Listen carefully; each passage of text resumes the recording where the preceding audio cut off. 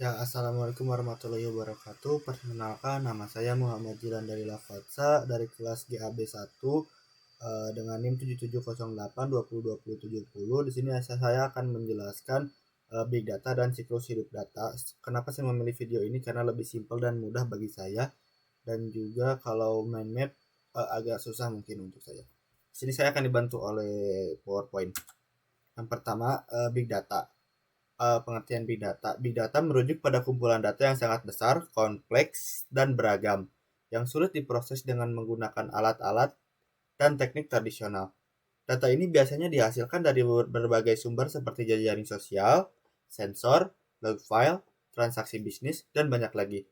Karena ukurannya yang sangat besar, Big Data membutuhkan teknologi dan metode khusus untuk diproses, dianalisis, dan dimanfaatkan. Next, ada siklus hidup data. Siklus hidup data mencakup 4 tahap utama. Yang pertama ada pengumpulan data, pemrosesan data, analisis data, dan tindakan berdasarkan hasil analisis. Tahap pengumpulan data melibatkan pengumpulan data dari berbagai sumber, termasuk sumber internal dan eksternal. Tahap pemrosesan data melibatkan membersihkan dan mempersiapkan data untuk analisis. Tahap analisis data melibatkan menggunakan algoritma analisis data untuk menemukan pola, tren, dan wawasan penting dalam data.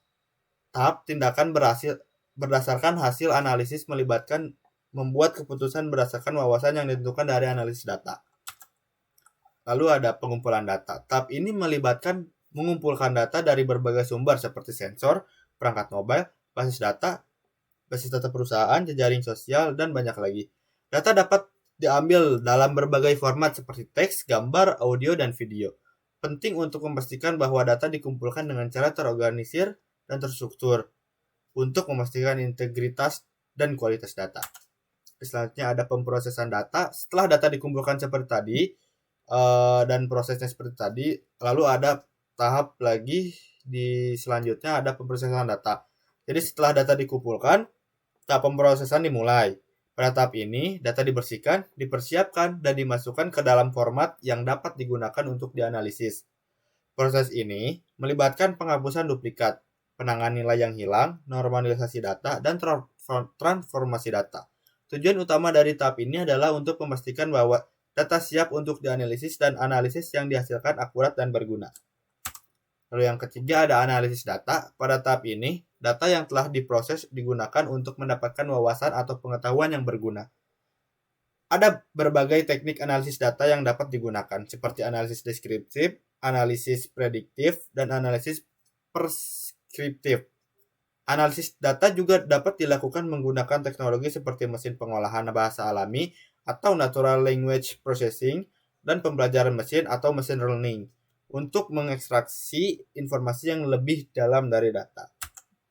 Konteks Big Data. Dalam konteks Big Data, siklus data menjadi lebih kompleks karena volume dan keberagaman data yang harus diproses. Oleh karena itu, perusahaan dan organisasi harus memiliki teknologi dan metode yang tepat untuk mengatasi tantangan Big Data dan mengolah siklus hidup data dengan efektif. Mungkin sekian dari saya, mohon maaf bila ada kesalahan. Wassalamualaikum warahmatullahi wabarakatuh.